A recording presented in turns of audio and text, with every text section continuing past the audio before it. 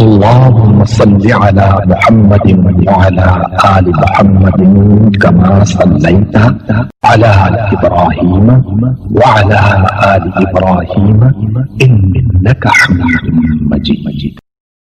اللهم بارك على محمد وعلى آل محمد كما باركت على إبراهيم وعلى آل إبراهيم إنك حميد مجيد. نحمدك يا مجيب كل سائل، والصلاة والسلام على سيد الأنبياء والمرسلين وعلى آله وأصحابه وأزواجه وعلماء ملته أجمعين. أما بعد، فأعوذ بالله من الشيطان الرجيم. بسم الله الرحمن الرحيم. ووجدك ضالا فهدى. آمنت بالله صدق الله العظيم وصدق رسوله النبي الكريم. إن الله وملائكته يصلون على النبي يا أيها الذين آمنوا صلوا عليه وسلموا تسليما.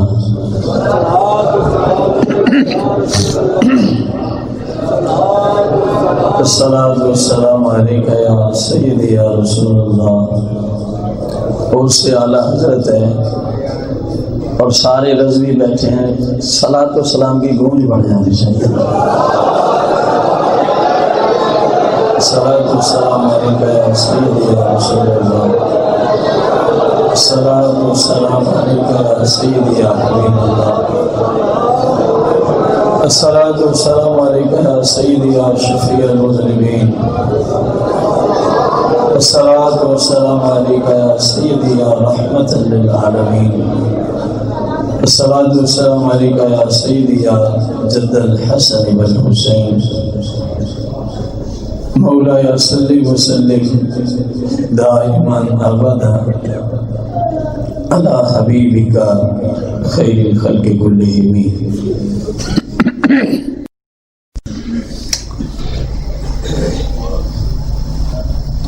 حمد و صلات کے بعد آپ کے ادارہ غوثیہ رضویہ کی یہ سالانہ عظیم الشان محفل پاک بسلسلہ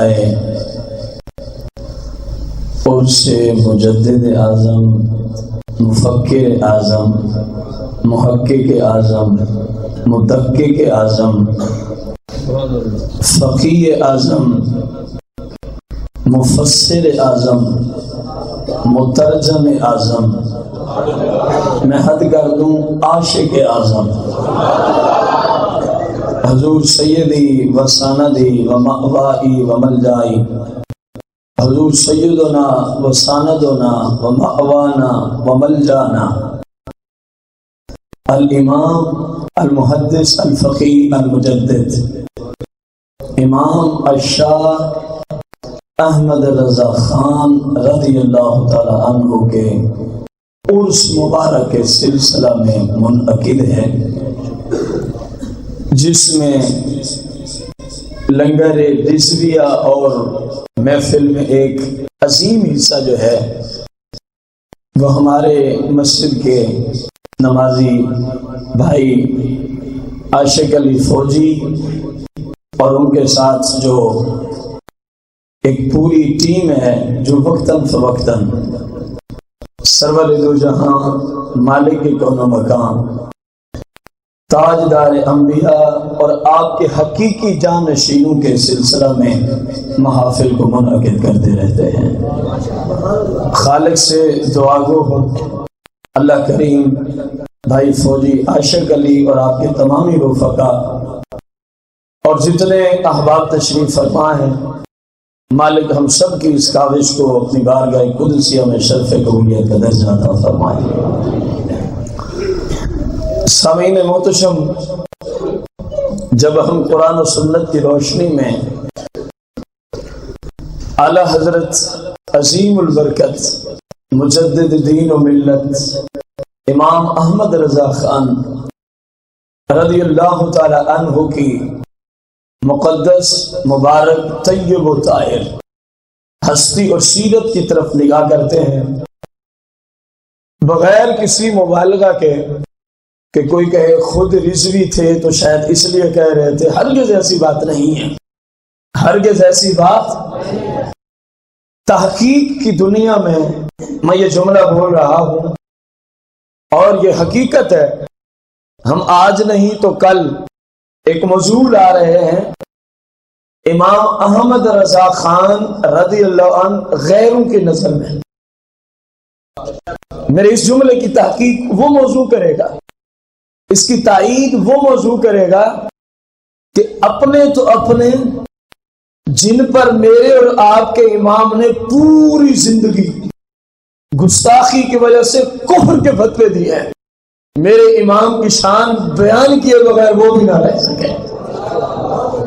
اپنے تو اپنے، یہ پورا ایک موضوع ہے کہ مجدد اعظم غیروں کی نظر میں، مجدد اعظم غیروں کی نظر میں انشاءاللہ زندگی ہوئی تو کبھی لائیں گے، ان قریب آنے والا ہے۔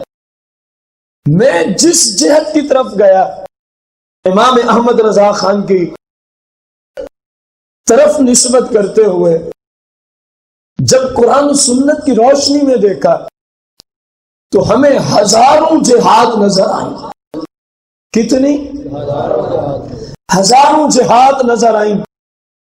پھر ہم نے سوچا کہ کس جہت پہ کلام ہو، جس جہت کو دستک دی اس نے کہا خیال سے آنا، یہاں ہر جہت میں پھر لاکھوں سمندر کشیدہ ہے، یہاں ہر جہت میں پھر لاکھوں سمندر کشیدہ ہے۔ آپ ایک ایسے عنوان کی طرف قدم بڑھا رہے ہیں کہ جس عنوان میں کئی سمندر ہیں اور ہر سمندر پھر آگے کہتا ہے خیال سے اترنا، میرا تو کنارہ بھی کوئی نہیں ہے۔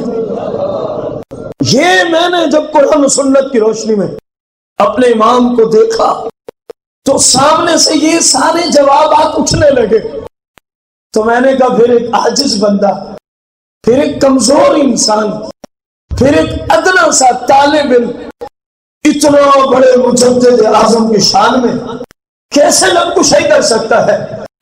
پھر آواز آئی کچھ نہیں ہوتا، قانون شریعت ہے، اگر کسی کی کما حق و شان بیان نہ ہو سکے تو اپنے ٹوٹے پھوٹے ہوئے الفاظ ہی ذکر کر دو، قیامت کے دن بخشش کا ذریعہ بن جائے گا، قیامت کے دن بخشش کا۔ اس نتیجے پہ پہنچتے ہم کلام کرنے چلے ہیں، ورنہ ہمارے جیسے گنواروں کی، ہمارے جیسے اجمیوں کی، ہمارے جیسے لا علموں کی، ہمارے جیسے طالب علموں کی جرأت ہی نہیں ہے کہ فکر رضا کو دستک دے سکے، بس اس قانون کو لیتے ہوئے کہ تم رب کی توحید بھی تو بیان کرتے ہو نا، حالانکہ وہ خالق لم یزل ہے جس کی توحید آج تک نہ کوئی بیان کر سکا نہ قیامت تک کوئی کر سکتا ہے۔ ایسے ہے کہ نہیں؟ اس قانون کے تحت جو چند میری معروضات ہیں میں آپ کے سامنے رکھنا چاہوں گا، بس اپیل ایک ہے کہ جو عرض کروں اس کو ہماتن توجہ ہو کے آپ سنیں۔ خطیب یا مبلغ یا مدرس کی محنت کب رنگ لاتی ہے؟ اس نے تو کر دی جو کرنی تھی، اب میں جو کرنی تھی محنت میں تو کر کے آ گیا، میں تو کر کے، اب اس کا رنگ کہاں سے نظر آئے گا کہ میرے سامعین کو بھی وہ جو میری محنت ہے اس کی سمجھ آئے کہ یہ کیا کہہ رہا ہے یہ، اور پھر اس پہ عمل کریں، پھر اس پہ۔ اعلی حضرت ایک ایسی ہستی ہیں، ہم قرآن و سنت کی روشنی میں عقائد کو دستک دیتے ہیں تو آپ کے ایک ایک حرف سے عقیدہ صحابہ و اہل بیت کی خوشبو اٹھتی ہے۔ اعلی حضرت ایک ایسی ہستی ہے، جب ہم آپ کی سیرت طیبہ پر نگاہ دوڑاتے ہیں، آپ کے شب و روز ایک ایک لمحہ عشق مصطفیٰ، سنت مصطفیٰ کا ہمیں بہتر، اور ہر طرف سے سنت مصطفیٰ کی خوشبو ہی خوشبو نظر آتی ہے۔ ایک چھوٹا سا جملہ بول کے میں آپ کی ولادت کی طرف چلوں گا، چھوٹا سا جملہ بول کے، لیکن جملہ چھوٹا ہے، اپنے اندر سمندر کو سمائے ہوئے ہے۔ میں دیکھتا ہوں کس کس کو سمجھ آتی ہے جب کوئی شخص حرمین شریفین کی زیارت کر کے واپس لوٹتا۔ کیا کام ہے نا، حج پہ گیا، عمرے پہ گیا، تو میرے امام کو وہ ملنے آتا، آپ پوچھتے یہ بتا تو مدینے گیا تھا؟ آپ یہ نہیں پوچھتے تھے تیرا حج کیسے ہوا، تیرا عمرہ کیسے ہوا ہے؟ اوے حج تب ہوگا، عمرہ تب ہوگا، پوچھتے کیوں نہیں تھے؟ وجہ بتا رہا ہوں، حج تب ہوتا ہے، عمرہ تب ہوتا ہے جب نسبت مصطفیٰ سچی ہوتی ہے۔ آپ نہ حج کا پوچھتے، نہ عمرے کا پوچھتے، نہ طواف کا پوچھتے، نہ تلاوت کا پوچھتے، نہ نمازوں کی کیفیات کا پوچھتے، ایک سوال کرتے، فرماتے تو میرے محبوب کی بارگاہ میں گیا تھا؟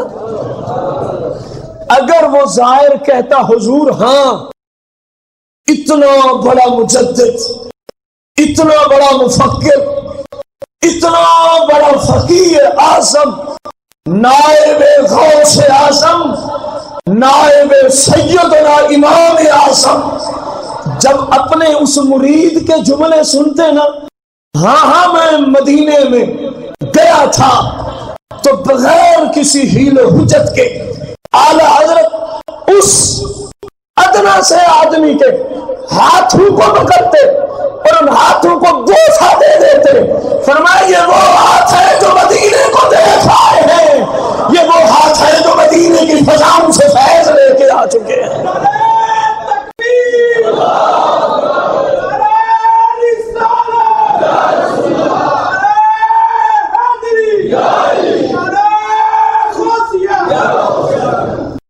عشق مصطفیٰ کی خوشبو آئی ہے کہ نہیں آئی؟ اور اگر وہ کہتا حضور میں تو بس مکہ ہی گیا تھا، میں تو بس، کیونکہ غیر بھی ملنے آ جایا کرتے تھے، غیر بھی ملنے، کبھی کچھ کرنے تو کبھی اپنی مشکلات کے حل کے لیے آ جایا کرتے تھے، اپنی مشکلات کے حل کے لیے آ جایا کرتے تھے۔ اگر وہ کہتا نا حضور میں تو بس مکہ گیا تھا، آپ اسے رخ پھیر لیتے، آپ اسے کلام نہیں فرمایا کرتے تھے، فرمایا میرے نزدیک وہ مسلمان ہی کیسا ہے جو وہاں جائے اور مصطفیٰ کے شہر میں ہی نہ جائے۔ آپ اسے رخ پھیر لیتے تھے، آپ اسے رخ، کسی ہستی کا اگر آمد کا مقصد اور پہلو دیکھنا ہو تو یہ قانون ہے، جس زمانے میں جس علاقہ میں وہ ہستی تشریف لاتی ہے اس کے حالات کو تھوڑا سا دیکھا جاتا ہے کہ اس علاقہ میں اس زمانے میں حالات کیا تھے جب یہ شخص آیا تھا، جب یہ شخص کیا تھے اور جب آیا تو کیا بنا دیے۔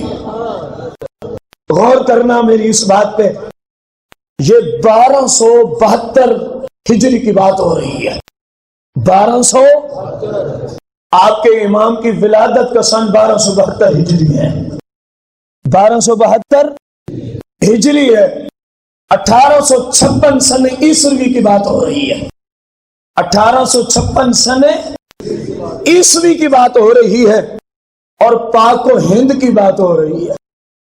علاقہ کون سا ہے؟ پاک و ہند۔ اس وقت تو سارا ہندوستان ہی تھا نا، اب پاک و ہند کی میں نے تقسیم کی تاکہ جملے سمجھ آئیں۔ اس وقت سارا ہندوستان ہی تھا، اس وقت سارا کیا تھا؟ ہندوستان تھا۔ انگریز کی حکومت ہے، انگریز کا تسلط ہے، دن رات یہ تیرے امام کی آمد بیان ہو رہی ہے، میرے اور تیرے مجدد اعظم کی دنیا میں قدم ٹکانے کا مقصد بیان ہو رہا ہے۔ دنیا میں تشریف لانے کا کیا پہلو تھا، کیوں آئے تھے، کیا کرنے آئے تھے، چند جملوں میں عرض کر کے میں آگے نکلنا چاہوں گا، ورنہ تو آپ 2 گھنٹے کہیں تو آپ کی آمد کے مقصد پہ ختم ہو جائے، ابھی تک 10 سوال ہی نہ آئے کہ آپ آئیں، آپ کے قدم ٹکانے سے پہلے 2 گھنٹے ختم ہو جائیں۔ اور ہم نے آپ لوگوں کے معاملات کا بھی لحاظ رکھنا ہے۔ اگرچہ میں یقین سے کہتا ہوں کہ جس امام کی وجہ سے ہم آج سرکار کے غلام ہیں، ان کے لیے پورا دن بھی دینا پڑ جائے تو ہمیں کوئی گھبراہٹ نہیں ہوگی، لیکن پھر بھی دنیاوی معاملات ہیں، ہر انسان کے اپنے اپنے معاملات ہیں۔ آج اگر آپ کے اندر عشق مصطفیٰ ہے، اگر آپ کے اندر آج تعظیم مصطفیٰ کا کوئی عقیدہ ہے تو یہ سارا فیض رضا ہے۔ آپ کو میں یہی عرض کرنے چلا ہوں۔ کون سے سن کی بات ہو رہی ہے؟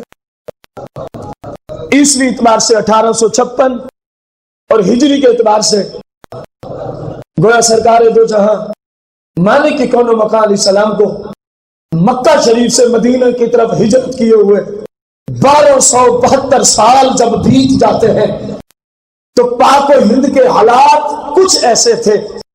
انگریز کی حکومت ہے، انگریز کا تسلط ہے، انگریز بڑا مکار ہے، انگریز بڑا ہی غدار ہے۔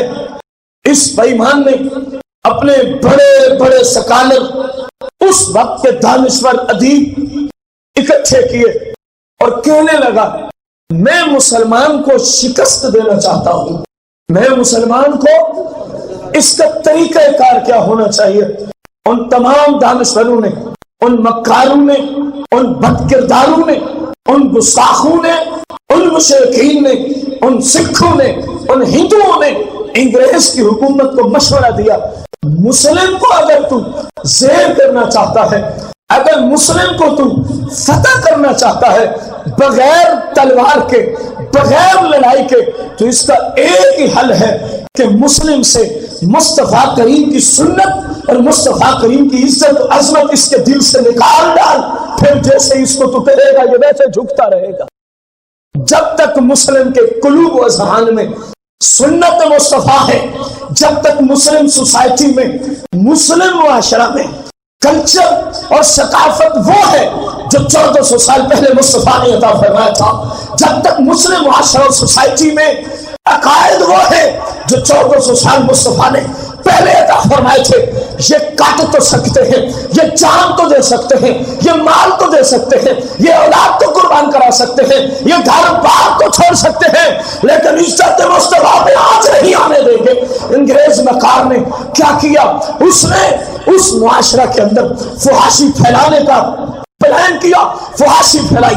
اب جب فحاشی پھیل رہی ہے، وہ نوجوان جو کل تک طارق بن زیاد مسلم کے اور ابن قاسم کے قصے سن کے اور ان کی سیرت پڑھ کے جہاد کے لیے لبیک کہتے تھے، آج پاک و ہند کا وہی نوجوان انگریز کی مکاری کا یہ عالم تھا، ابھی تک مجدد اعظم خیرات میں نہیں آیا تھا۔ میں اس وقت کے حالات بیان کر رہا ہوں جو کل تک طارق بن زیاد اور جناب والا محمد بن قاسم کے حالات زندگی پڑھ کے مسلم کفار کے سامنے تلوار لے کے ٹچ جا کرتا تھا، آج وہ رنگ و مستیاں، آج وہ شراب، وہ زنا، وہ گانا، وہ باجا، ان تمام لاؤ لائق کے اندر ہمیں مستغرق نظر آتا تھا۔ کل تک جو صحابہ اور اہل بیت کی سیرت کو پڑھ کے اپنی جان مصطفیٰ کی عزت میں قربان کرنے کے لیے کھڑا ہو جاتا تھا، آج پاک و ہند میں انگریز کے اس مکاری کے سبب مسلم وہی ہے، نوجوان وہی ہے، ایمان وہی ہے، تقاضا وہی ہے، لیکن کلچر تبدیل ہو گئے، ثقافت تبدیل ہو گئی، طریقہ تبدیل ہو گیا، سیرت تبدیل ہو گئی۔ جب ان بدماشوں نے دیکھا کہ ہم اس پہلے پہلو میں کامیاب ہو گئے ہیں، حالانکہ یہی زمانہ تھا کچھ عرصہ پہلے جب مائیں اپنے بچوں کو دودھ پلایا کرتی تھی، پہلے وضو کر لیا کرتی تھی، پھر بسم اللہ پڑھتی تھی، پھر دودھ دینے سے پہلے مصطفیٰ کریم کی ذات پہ درود و سلام پڑھ لیا کرتی تھی۔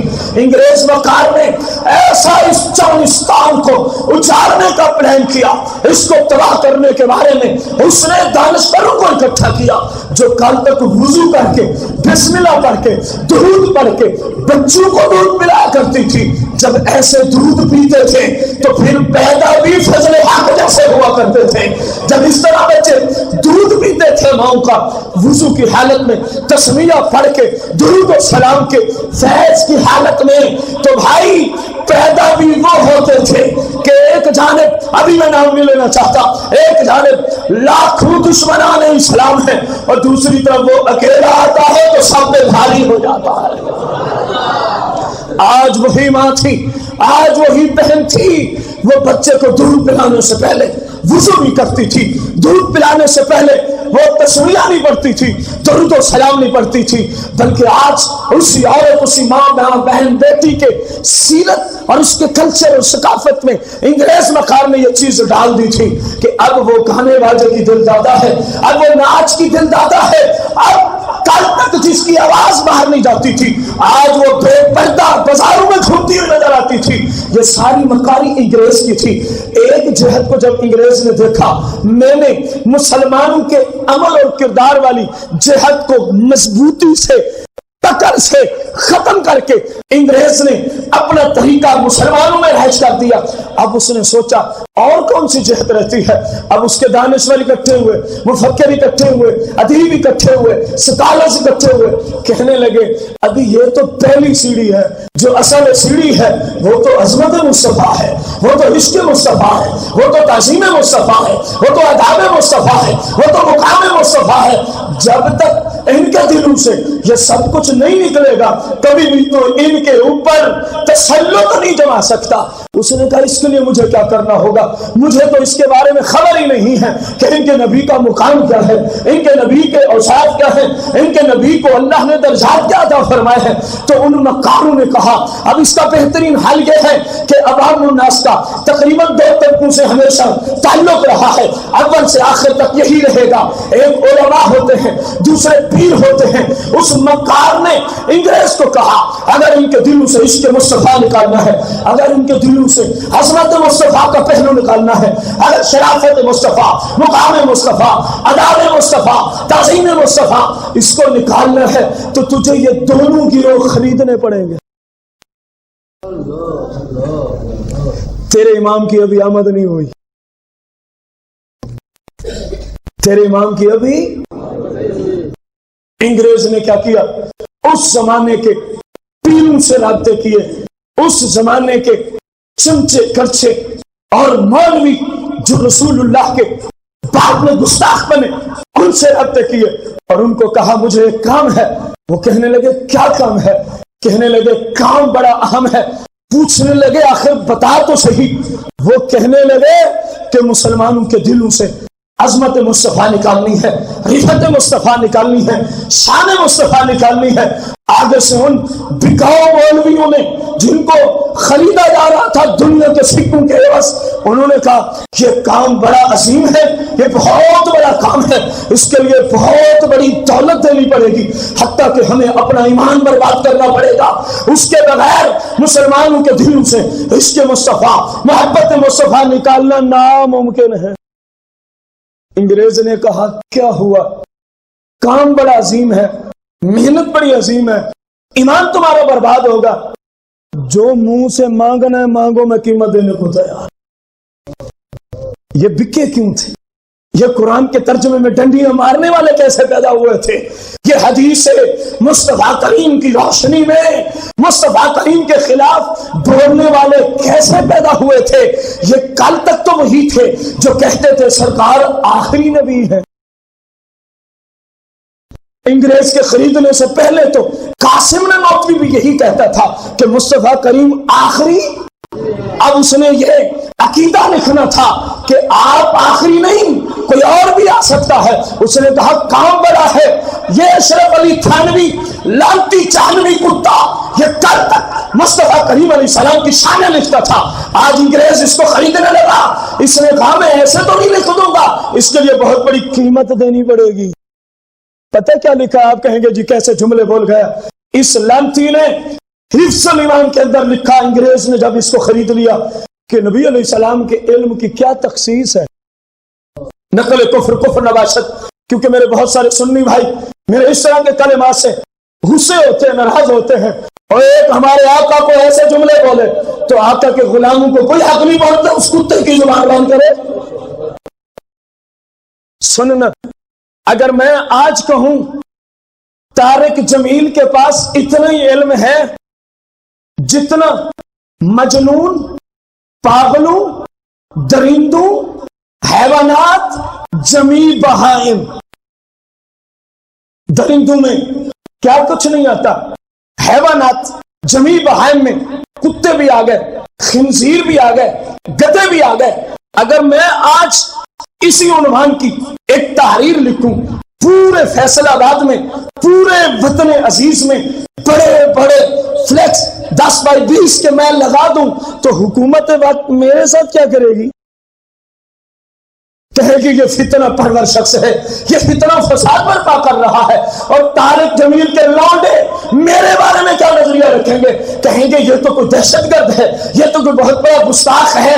میں پوچھنا چاہوں گا، ناراض نہ ہونا، اگر میں طارق جمیل کی طرف انہی کلمات کی نسبت کروں کہ جو کلمات اشرف علی تھانوی نے مصطفیٰ کی شان میں لکھے تھے، حفظ الایمان میں لکھتا ہے، نبی علیہ السلام کے علم کی کیا تخصیص؟ اتنا علم تو جمیع پاگلوں کو ہوتا ہے، بچوں کو ہوتا ہے، اتنا علم تو درندوں کو ہوتا ہے، اتنا علم تو جمیع حیوانات کو ہوتا ہے، اتنا علم تو جمیع بہائم کو ہوتا ہے. اگر اشرف علی تھانوی یہی جملے مصطفیٰ کی شان کی طرف گستاخی کرتے ہوئے لکھے، نہ حکومت اشتعال میں آتی ہے، نہ حکومت اس کی کتاب پہ پابندی لگاتی ہے، نہ لوگ کہتے ہیں کہ وہ بہت بڑا عظیم دہشت گرد تھا. اگر وہ سرکار کو کہے تو کچھ نہیں ہوتا، ہم طارق جلیل کو کہیں تو بڑے مجرم ہو جائیں گے. لیکن آپ میں سے بہت سارے باہر جا کے کہیں گے بڑی شدت کرتا ہے، بڑی سختی کرتا ہے. میں اس کو مشورہ دینا چاہوں گا وہ دوبارہ کلمہ پڑھ کے اسلام لے آئے. جو میرے محبوب کی گستاخی سن کے کہتا ہے یہ بڑی سختیاں کرتا ہے، اور اس کتے کو کہے جس نے میرے آقا کی شان میں گستاخی کی تھی کہ وہ لعنتی شخص تھا. یہ تو تیرا محسن ہے، یہ تو تیرا عزیز ہے، یہ تو تیرا پیارا ہے کہ جس کے وجہ سے، جس کی نسبت سے تیرا ایمان محفوظ ہو، تیرا دشمن ہوتا ہے تو اس ہوتا ہے.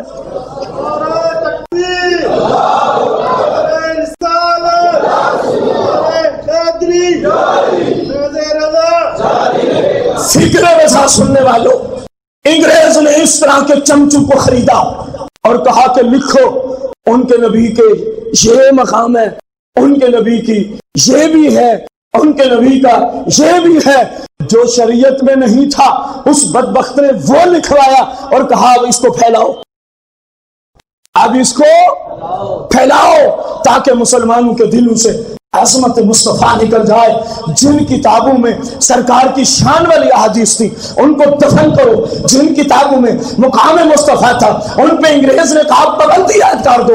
اب کتابیں ہم چھاپیں گے، تقسیم تم کرو گے، لکھوائیں گے ہم، پڑھ کے سناؤ گے تم، منہ مانگا انعام ہم تمہیں دیں گے. جب حالات یہاں تک پہنچ جائے، میرے محبوب کی عزت پر، میرے محبوب کی رفعت پر، میرے محبوب کی شان پر، توقیر پر ہر طرف سے تیر گستاخیاں چلنے لگے، ہر طرف سے گستاخوں نے ننگی تلواریں نکالی. پاک و ہند میں ہر طرف ظلمی ظلم تھا، کفرستان ہی کفرستان تھا، ہر طرف اندھیرا ہی اندھیرا تھا. بس اللہ احکم الحاکمین کی رحمت نے دوبارہ نہ کیا کہ میرے محبوب کی شان میں اتنے سارے بھونکنے والے اکٹھے ہو جائیں. فرمایا تم سب کی زبان بند کرنے کو میں احکم الحاکمین ہوں، صرف ایک ہستی بھیجنے لگا ہوں جو 1272 سنہ ہجری ہوگا اور 10 شمال کا دن ہوگا، ہفتے کا دن ہوگا، بریلی کا شہر ہوگا اور جسولی محلہ ہوگا. وہاں میں نے امام احمد رضا خان کو بھیج دیا. کس کو بھیجا ہے؟ ان حالات میں تیرا امام تشریف لایا ہے جب ہر طرف ہی گستاخیوں کے تیر چل رہے تھے. پیر بک چکے تھے، مولوی بک چکے تھے، حکومت پہلے کافروں کی تھی جو کہ نام کے مسلمان تھے وہ بھی بیچارے ادھر سے ادھر اور ادھر سے کہیں دور گمراہیوں میں جا پڑے. ان حالات میں رب نے کن کو بھیج دیا؟ بول تو صحیح ہے. آپ تشریف لاتے ہیں، آپ 1200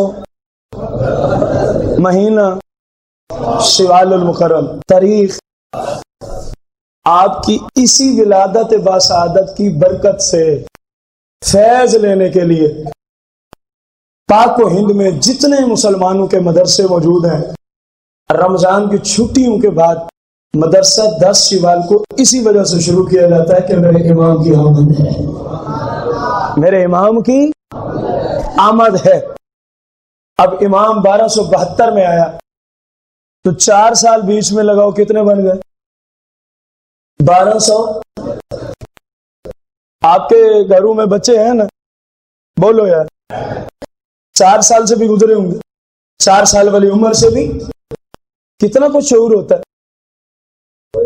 شاید اس کو اپنے پاک اور ناپاک ہونے کا بھی علم نہیں ہوتا. اپنے امام کی عزت دیکھ رب نے کیسا ایک ہی مجدد بنا کے بھیجا جو لاکھوں کافروں پہ ہیوی تھا. بس جب 1276 سنہ ہجری شروع ہوتا ہے نا، میرے تیرے امام نے 4 سال کی عمر مبارک میں پورے قرآن شریف کو پڑھ لیا. کس کتاب کو پڑھ لیا؟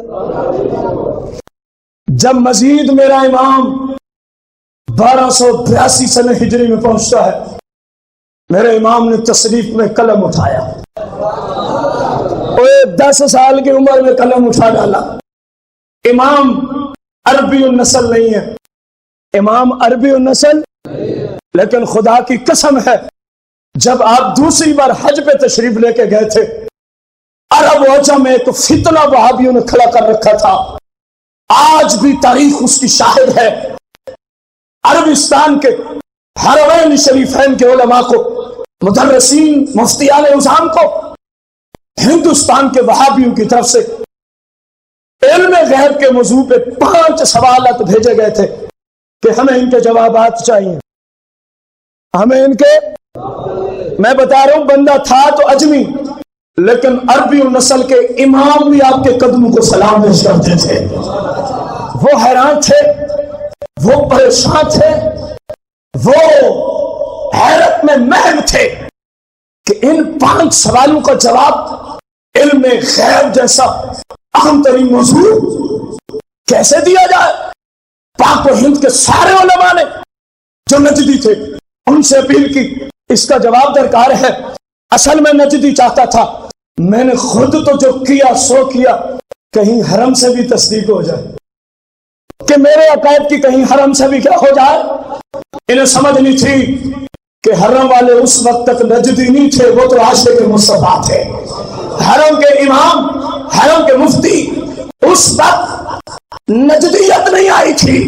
نجدیت کو آئے ہوئے تو شاید 100 سال ہوا ہو، شاید ان کی حکومت کو. اب میرا امام وہاں پہنچا، وہاں کے مفتی، وہاں کے مدرس، امام کعبے کے، مدینے کے پریشان حال ہیں. ان سوالوں کے جوابات نہیں مل رہے. جب ان کو پتہ چلا بریلی کا تاجدار حرمین شریفین کی زیارت کو آیا ہوا ہے، آپ رہتے انڈیا میں تھے، تاجدار بریلی تھے، لیکن یقین جانے عرب وجہ میں آپ کے علم کے ڈنکے بج رہے تھے.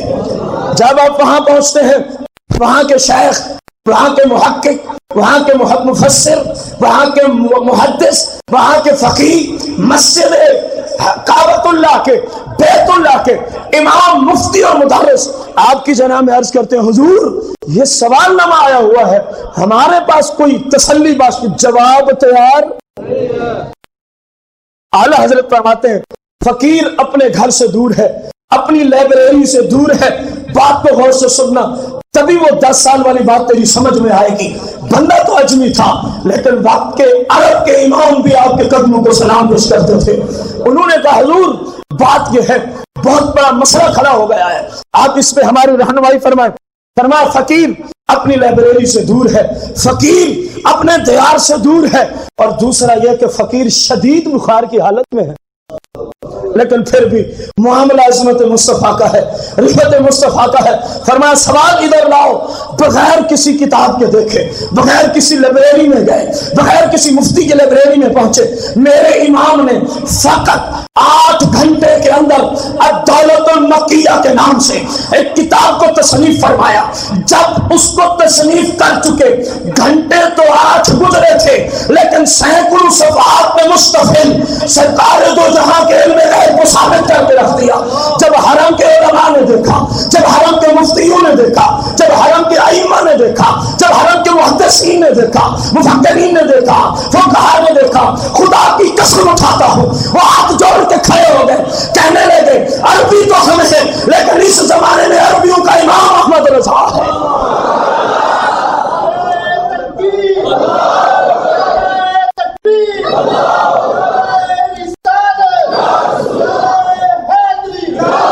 تھے تو اجمی النسل، کتاب لکھی الدولت المکیہ عربی لغت میں، عربی زبان میں، اور وہاں کے عربیوں کے امام کھڑے ہو کے سلام پیش کر رہے تھے اور کہہ رہے تھے حضور میں آپ کا مرید ہونے کے لیے، حضور حدیث کے اندر مجھے آپ اجازت عطا فرمائیں۔ اور لوگ تو ہندوستان سے عربستان میں جاتے تھے حدیث میں اجازت لینے کی غرض سے، سند میں اجازت لینے کی غرض سے، خلافت لینے کی غرض سے۔ معاملہ برعکس ہو گیا کیونکہ وہ لوگ تھے یہ مجدد اعظم ہے۔ عربیوں کے امام کہہ رہے ہیں مرید بھی کر لیں، سند حدیث میں، متن حدیث میں آپ اجازت بھی عطا فرما لیں۔ آپ نے ان کو مرید کیا، ان کو آپ نے حدیث میں اجازت عطا فرمائی۔ دیکھ میرا امام ہے تو اجمی النسل لیکن عربی میں رب نے کتنی مہارت عطا فرمائی۔ 8 گھنٹوں میں ضخیم کتاب الدولت المکیہ آج میں مارکیٹ میں موجود ہے۔ پھر انہوں نے مکے کے مدرسین و مفتیان نے اپنے دستخط کیے اور کہا یہ جو کچھ لکھا ہم اس سے متفق ہیں، اور روانہ کیا واپسی ہندوستان میں۔ جب انہوں نے دیکھا، جب مصنف کا نام، تحریر کرنے والے کا نام امام احمد رضا خان، اور نیچے کہ ہم اس عقیدے سے متفق ہیں، مدرسین کعبہ، ائمہ کعبہ، مفتیان مدینہ، مسجد نبوی کے ٹیچر سب متفق ہیں۔ جب نجدی نے دیکھا کہا یہ تو ہمیں کہیں کا بھی نہیں چھوڑے گا، ہم کس نظریے سے بھیج چکے تھے، اور انہوں نے تو وہاں جا کے بھی جن سوالوں کا جواب ان کو نہیں آیا تھا بغیر کتاب دیکھے سینکڑوں صفحات پہ بخار کی حالت میں آپ نے صرف 8 گھنٹے میں الدولت المکیہ کو تصنیف فرما دی۔ جب عمر مبارک ہوتی ہے 1282 سنہ ہجری میں، میرے امام نے قلم اٹھایا، تصنیف کی دنیا میں آیا، اور ایسا آیا کہ قیامت تک کے دانشوروں کو، قیامت تک کے ادیبوں کو، قیامت تک کے مفتیوں کو، شیوخ کو آپ نے حیرت کی انتہا تک پہنچا دیا۔ جب 10 سال کی عمر میں قلم اٹھایا، تشریح لکھنے لگے، خلاصہ لکھنے لگے، تفسیر کرنے لگے، کتاب لیتے ہیں ہدایت النحو۔ کاش کہ آپ میں سے کوئی ہدایت النحو کو جانتا ہوتا نہ اس کو سمجھ آتی۔ میں اس کی یوں مثال دوں، آپ اپنے ادارہ میں اس زمانے کے نوجوان 1000 مفتی لے آؤ، کتنے؟ میں نے امام نہیں کہے، مولوی نہیں کہے، علماء نہیں کہے، بلکہ آپ کے زمانے میں پاکستان میں آخری درجے کی جامعات میں جو ڈگری ملتی ہے وہ مفتی کی ہوتی ہے وہ، اور اگر آپ اس کو دنیاوی جدید یونیورسٹیوں کی طرف نسبت کریں تو پھر اس کو آپ ایم فل اور پی ایچ ڈی کی ڈگری کہہ سکتے ہیں۔ آپ کے جامعات میں سب سے بڑی ڈگری تخصص فی الفقہ الاسلامیہ، مفتی، سکالر اسلام، سکالر اسلامی فقہ، اندازہ لگانا۔ اگر کتنے اکٹھے کر لیں، 1000 سکالر لے آؤ اور ان کو مقصد نہ بتاؤ کہ کیوں بلایا، جب یہاں سٹیج کی زیب و زینت بن جائے ان کے سامنے کسی طالب علم کو بھیجو، ہدایت النحو ہے، یہ سامعین بیٹھے ہیں، ہدایت النحو صرف پڑھنا چاہتے ہیں، دیکھ کے سنا دو۔ کوئی سمجھ آئی ہے؟ تو 1000 میں سے بغیر مبالغے کے بات کر رہا ہوں، شاید 5 مفتی ایسے ہوں جو شاید اس کتاب کو دیکھ کے سنا سکے، ان میں بھی شامل۔ تو یہ نہ کہے کہ مفتیوں کے خلاف بول رہا ہے، میں خود بھی شامل، میں خود بھی۔ اتنی مشکل ترین علم نحو کی یہ لغت عربی کو سمجھنے کے لیے ریڑھ کی ہڈی کا درجہ رکھتی ہے یہ کتاب ہدایت النحو۔ یہ ہے اس کے مشکل پن کا تھوڑا سا خاکہ۔ اور میرا اور تیرا مجدد جب کس عمر کو پہنچا ہے، قلم اٹھاتا ہے، ہدایت النحو کو پکڑتا ہے، اور پھر عربی زبان میں ہدایت النحو کا خلاصہ لکھ کے لوگوں کو کہتا ہے یہ لو عربی زبان میں خلاصہ۔ پڑھانا اور ہے، کسی کتاب کی تفسیر تحلیل کرنا اور ہے، پڑھا دینا اور چیز کا نام ہے۔ اس علم کو آسان لفظوں میں پھر اردو میں نہیں عربی میں ڈھالنا یہ اور عظیم و شان بات ہے۔ عمر کتنی ہے؟ جب میرا امام پہنچتا ہے 1286 سن ہجری کو، عمر کتنی ہو گئی؟ 14 سال۔ میرا امام فتوے کی دنیا میں قلم اٹھاتا ہے، فتویٰ دیتا ہے۔ بھائی پاک و ہند میں بریلی شریف فتویٰ دینے میں مرکزیت کا حامل تھا، مرکزیت کا حامل۔ فتویٰ تو ویسے بھی لکھنا عظیم مشکل کام ہے۔ امام اعظم ابو حنیفہ رضی اللہ تعالیٰ عنہ فرماتے ہیں مفتی جو فتویٰ دیتا ہے خواہ زبانی یا تحریری، وہ ایک ایسی ننگی تلوار کے اوپر چل رہا ہوتا ہے جس کے نیچے جہنم ہے۔ اب آپ کو سمجھ آئی ہوگی کہ مفتی کا شعبہ کتنا مشکل ہے۔ ایسی تلوار پہ مفتی چلتا ہے جو ننگی ہے اور اس کے نیچے کیا ہے؟ اگر تھوڑا سا بھی شریعت سے ادھر یا ادھر ہوا کٹ کے نیچے، یہ مطلب تھا۔ کتنی عمر مبارک ہوئی ہے؟ میرا امام پاک و ہند کے دارالفتہ، مرکزی حیثیت کا دارالفتہ بریلی، حالانکہ اس وقت فتوے دینا آپ کے والد ماجد کی ڈیوٹی تھی، آپ فتوے تحریر کرتے تھے۔ مسئلہ رضاعت پہ ایک مسئلہ آیا، دودھ پینے کی وجہ سے کون کون سے رشتے حرام ہوتے ہیں، اس کے مسائل کیا ہے، اس پہ فتویٰ آیا۔ میرے امام نے قلم اٹھایا، فتویٰ لکھ دیا، اور لکھ کے دونوں ہاتھوں میں لیا ہوا ہے۔ اب حضور کی بارگاہ میں پہنچتے ہیں، حضور میں نے آج آپ کے تبسم سے یہ فتویٰ تحریر کیا ہے، اس کو ملاحظہ تو فرمائیں۔ جب آپ کے والد محترم نے دیکھا نا تو یوں امام احمد رضا کو حیرت کی دنیا میں دیکھتا ہی رہ گیا۔ فرمایا بیٹا یہ تیرا ہاتھ نہیں ہے، یہ تیرا قلم نہیں ہے، یہ تیرا فام نہیں، یہ سارا کچھ فیض مدینے سے پہنچا ہوا ہے۔ یہ عمر اور یہ تاریخ یہ کوئی مان ہی نہیں سکتا۔ فرمایا بیٹا آج سے بریلی کے دارالفتہ کی جو ذمہ داری ہے وہ آپ کے والد کے نہیں، وہ امام احمد رضا خان کی ہے۔ دکھا دنیا میں مجھے کوئی ایسا مجدد، دکھا دنیا میں مجھے کوئی ایسی ہستی جس نے اس طرح کا نظام چلایا ہو۔ میں آپ کے علم پہ اگر بیٹھا رہوں، یقین جانے علمی باریکیوں اور دقائق پہ بیٹھ جاؤں، بغیر مبالغہ کے بات عرض کر رہا ہوں، آپ بھی روزانہ آ جایا کریں، میں بھی آ جاؤں، اللہ ہم سب کو ہمت دے۔ اب 1438 سنہ ہجری کا 26 سفر المظفر ہے، اور سرکار اعلیٰ حضرت کا عرس ہے۔ اگر 1439 سفر المظفر آ جائے 26 تاریخ، اعلیٰ حضرت کی صرف علمی جہت ختم نہیں ہو سکتی۔ آپ کو لوگ جب خط لکھتے تھے نا مسئلے کے لیے، لکھ دیتے تھے الامام، المجدد، المحقق، الفلاں فلاں فلاں القبہ۔ ایک ہوتا الحافظ، کیا ہوتا؟ القاری۔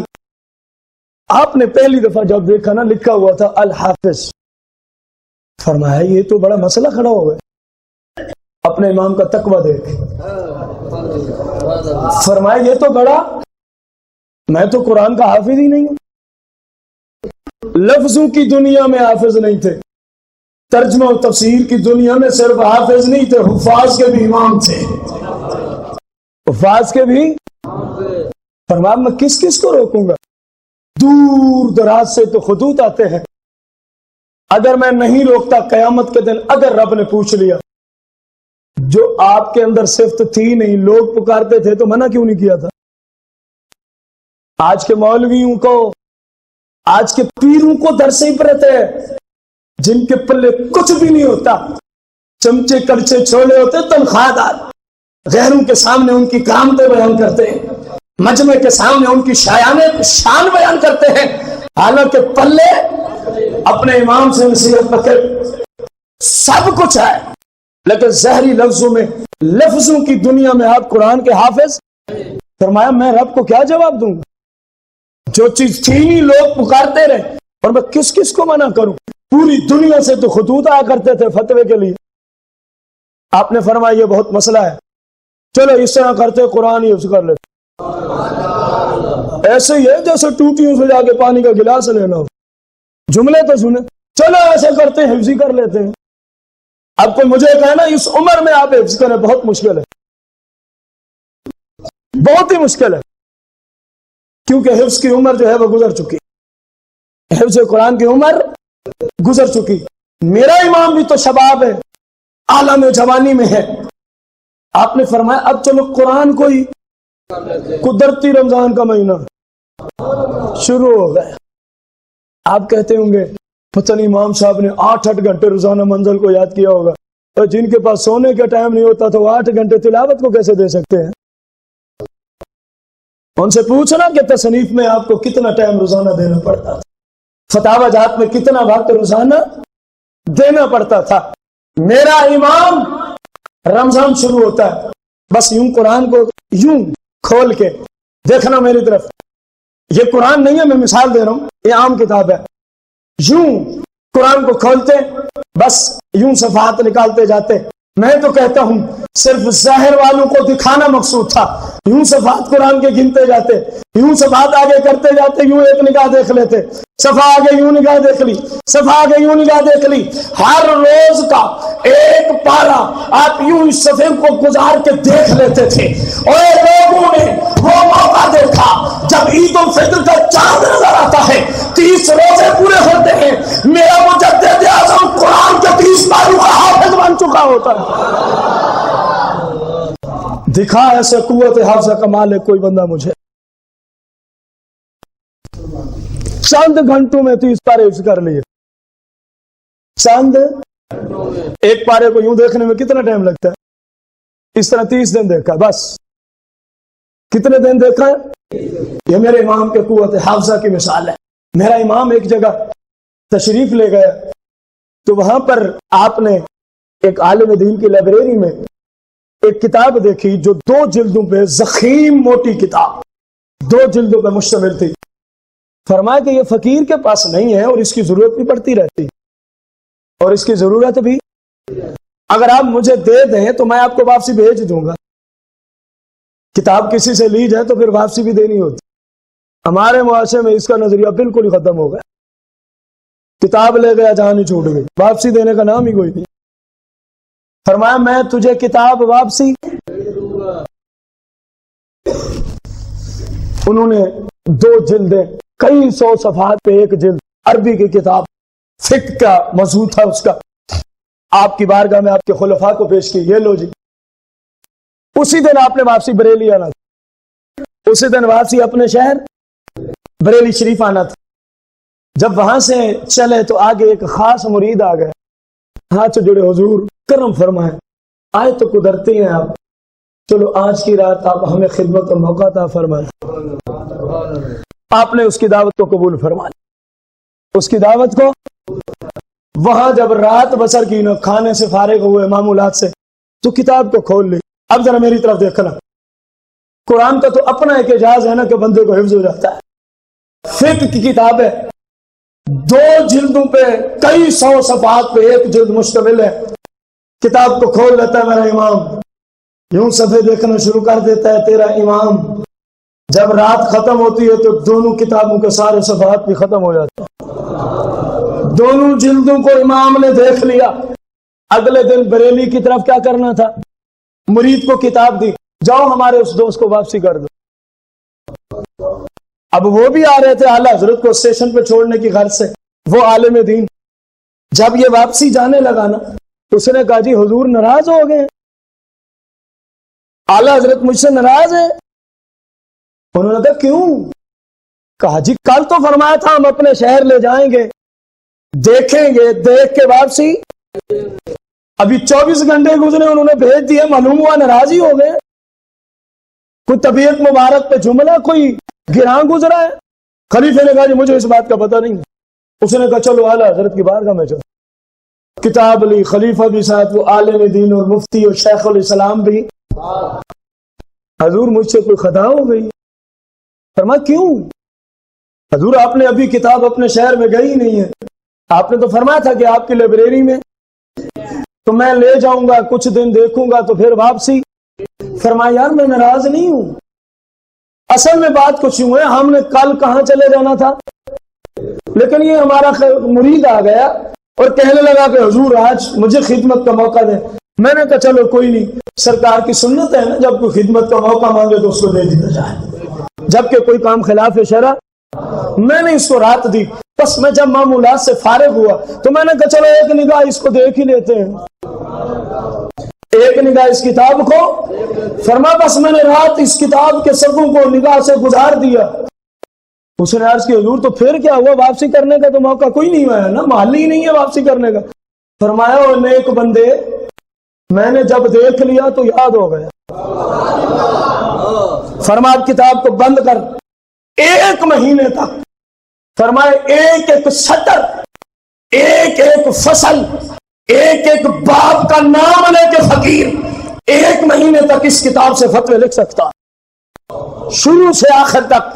یہ فتویٰ فلاں جلد ہے, فلاں باب ہے, فلاں فصل ہے, فلاں سطر ہے, اس پہ کھڑا ہے. فرمایا یہ تو مہینہ یوں گزرے گا اور پوری زندگی کے لیے اتنی حفظ ہو چکی ہے کہ جب کبھی بھی کوئی فتویٰ آئے گا تو ہم کہہ سکیں گے فلاں کتاب میں یوں موجود ہے.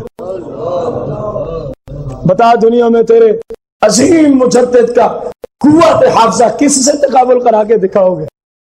انبیاء کے بعد, انبیاء علیہ السلام کے, تیرے امام کے قوت حافظہ کی کیا ہی باتیں ہیں. تیرے امام کی طبیعت خراب ہو جاتی ہے, اس کو ذرا دل کی گہرائیوں تک اتاریں.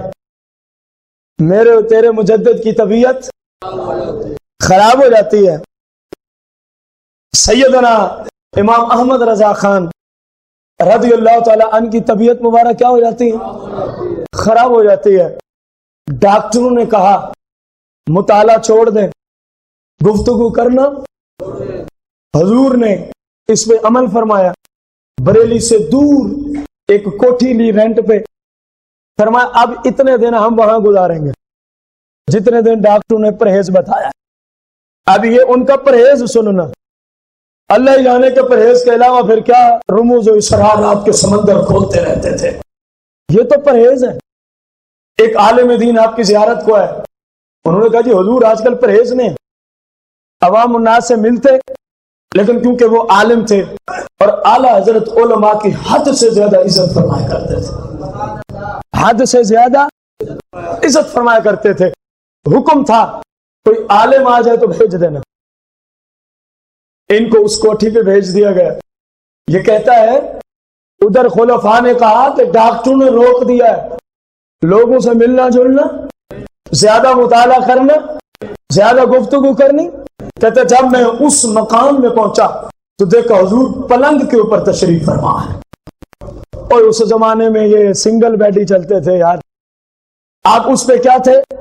تشریف فرما تھے. اور سامنے 4 زمانے کے محقق بیٹھے تھے. کتنے محقق سامنے ہیں؟ 4 محقق. ان میں ایک صاحب بہار شریعت بھی بیٹھے تھے, مولانا مفتی امجد علی اعظمی رضی اللہ تعالیٰ جنہوں نے بہار شریعت کو لکھا ہے. ان میں ایک آپ بھی تھے. حضور اوپر تشریف فرمائے, وہ سامنے کرسیوں پہ تشریف فرما ہے. اور اعلیٰ حضرت نے ایک گچھڑی لی. فرمایا مولوی امجد یہ لوگوں کے سوالات آئے ہوں، اس کو ذرا کھولنا. ایک خط آپ نے نکالا، فرمایا اس کے اندر ٹوٹل 30 سوالات آئے ہوئے ہیں، یہ آپ کے ذمہ. ایک خود کھول لیا، 29 ان کو دے دیے. فرمایا تمہاری ڈیوٹی کیا ہے؟ سوال پڑھ کے مجھ سے جواب لیتے رہو بس. اگلے کو فرمایا آپ شروع ہو جائیں. اگلے محقق کو فرمایا آپ شروع ہو جائیں. چوتھے کو فرمایا. ایک محقق پرہیز میں بیٹھا ہوا ہے، ابھی پڑھنے کی اجازت نہیں تھی، ابھی بولنے کی عام اجازت ہے، پرہیز کے عالم میں ہے، وقت کا مجدد ہے، وقت کا مفسر ہے، وقت کا فقیہ ہے، نائب غوث اعظم ہے، نائب امام اعظم ہے. ادھر مفتی صاحب سوال شروع کرتے ہیں، فلاں صاحب نے یہ مسئلہ پوچھا ہے، اس کو جواب لکھوانا شروع کر دیا، اس کا یہ جواب ہے. جب وہ لکھنا شروع ہوتا ہے نا، اس کو 2-3 سطریں بتا دی. اگلے کو فرمایا تیرا کیا سوال ہے؟ اس نے اپنا سوال سنایا، غور کرنا، اس کو جواب کی 2-3 سطریں عطا فرمائی، فرمایا لکھ. تیسرے کو فرمایا تیرا کیا سوال ہے؟ اس نے سوال کیا، اس کو جواب دیا. چوتھے کو فرمایا تیرا کیا سوال ہے؟ یہ سمجھنے والے اس قانون کو سمجھیں گے. عام بندے کی بس سے باہر ہے، عام بندے کی بس سے. ایک محقق 4 محققین کے مختلف سوالات ہیں، مختلف جواب آتے ہیں.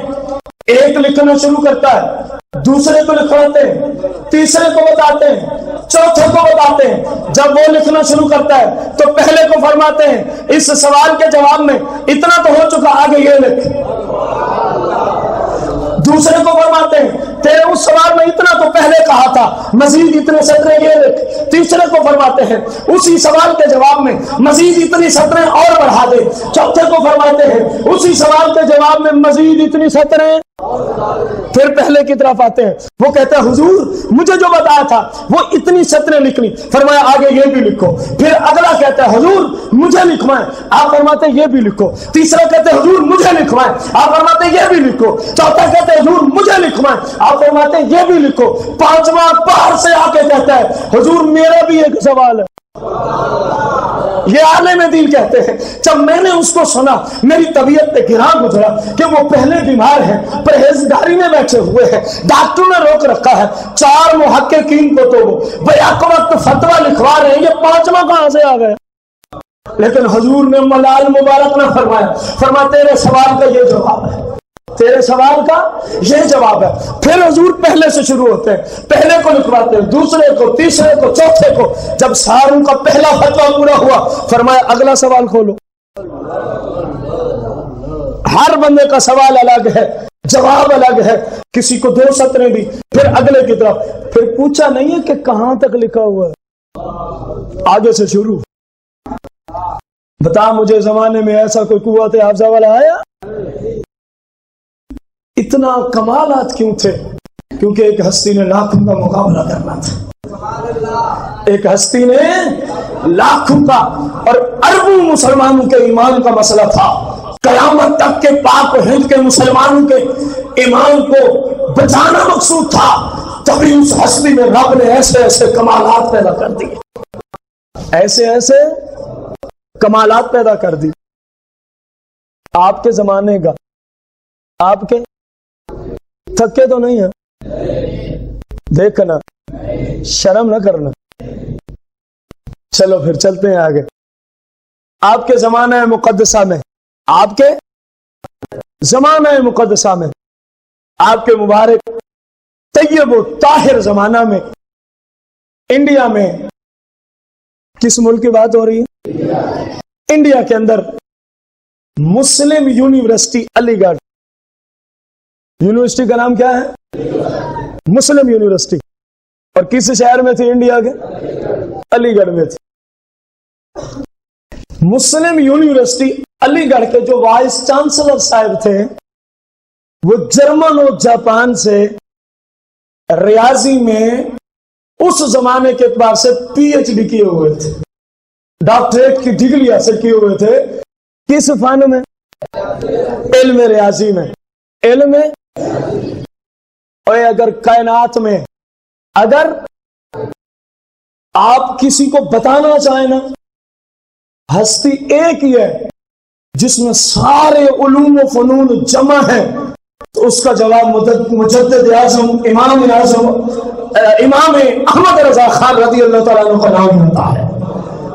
ایک ہی ہستی میں ہماتن ہر حیثیت سے تمام علوم اللہ کریم نے رکھ دیے تھے۔